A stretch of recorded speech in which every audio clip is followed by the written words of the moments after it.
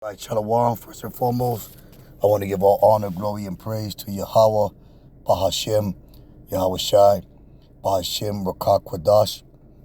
Double honors to the elders of Great Millstone, and peace and salutations to the brothers that are doing this work in true sincerity.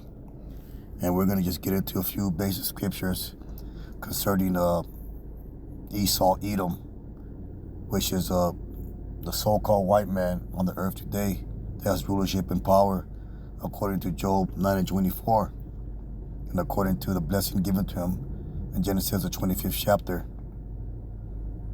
So this is Amos 1 and 11. It says, "Thus says the Most High Power, for 3 transgressions of Edom," and Edom is symbolic of the nation of people that are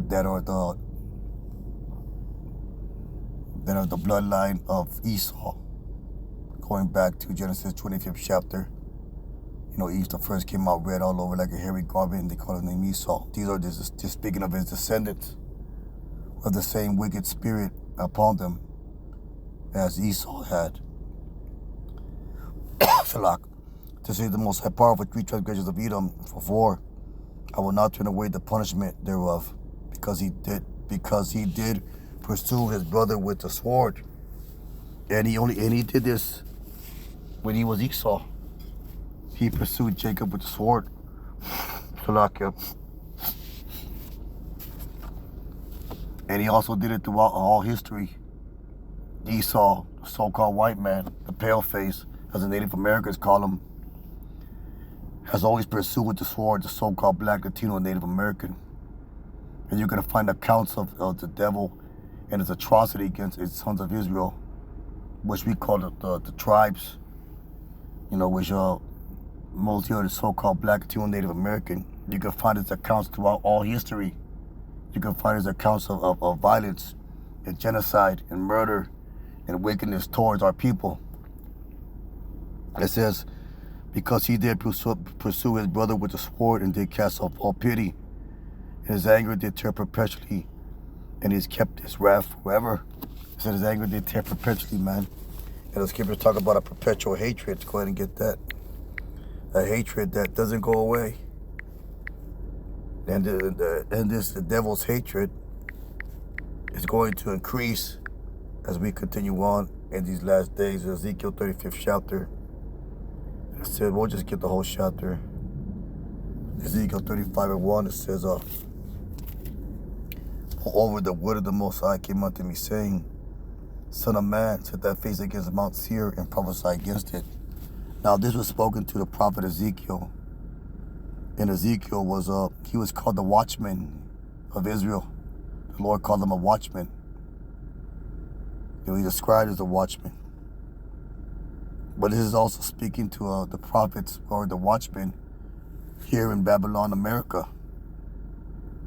It says, "Son of man, set thy face against Mount Seir and prophesy against it."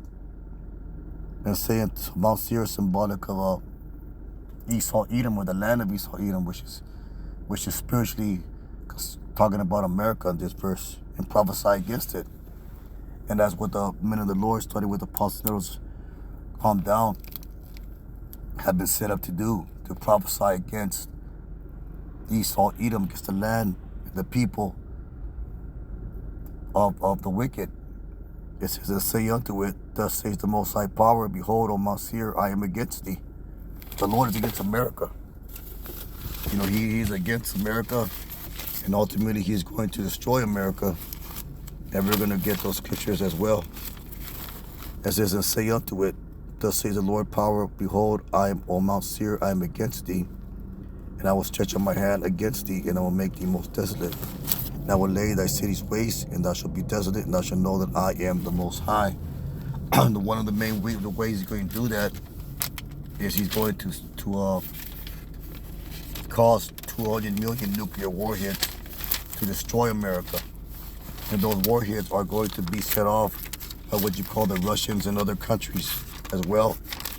And that's why you see the world powers moving as they're doing today. And how are they moving? They're moving against America. So this the Lord is setting up current events for the fulfillment of prophecy. And we are prophesying those things. we are setting our face against Mount Seir, and we are prophesying against it, man. So let's get it here. Let's keep on going. It says, because thou hast had a perpetual hatred, and going back to Amos 1:11, that's part of the transgressions of Edom. So let's go back to Salak. Let's go back to because thou hast had a perpetual hatred, and hast shed the blood of the children of Israel by the force of the sword, you know, through his violence, through his muscle, his might. In the time of the calamity, the time of the iniquity has an end. Therefore, as I live, says the Most High Power, I will prepare thee unto blood. So right now, America is being prepared to blood. These Edomites are being prepared into blood. You know, you had that recent picture or portrait of Prince Charles. You know, and it was just his face surrounded by a red background, so much so that his form was indistinguishable from the background. And red is symbolic of Esau, Edom, and red is symbolic of blood. So the Lord's preparing these elites and America for blood.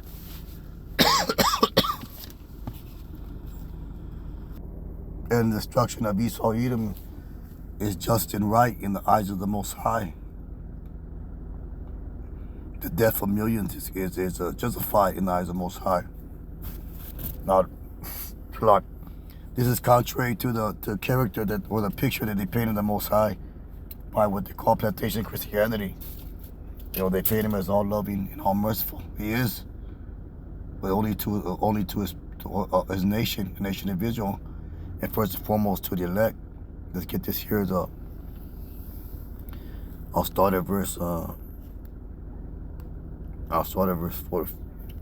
5, Exodus 34:5.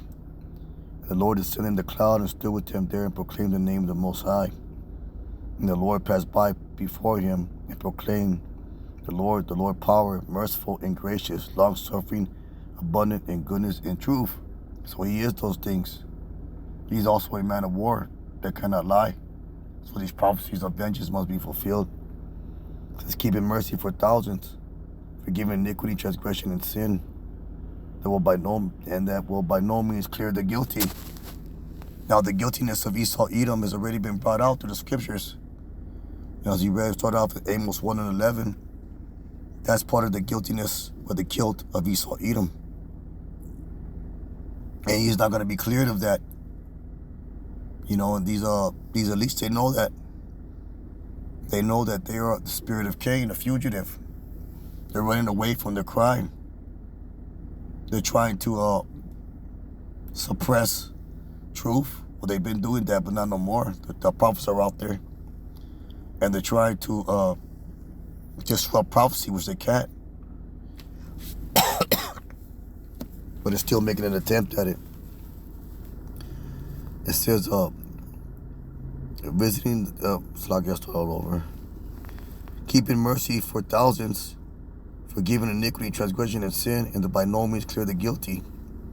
Visiting the iniquity of the fathers upon the children, and upon the children's children, to the third and fourth generation, because the Edomites and elites that you see here today, they are their forefathers back in the reincarnation, if you can receive it.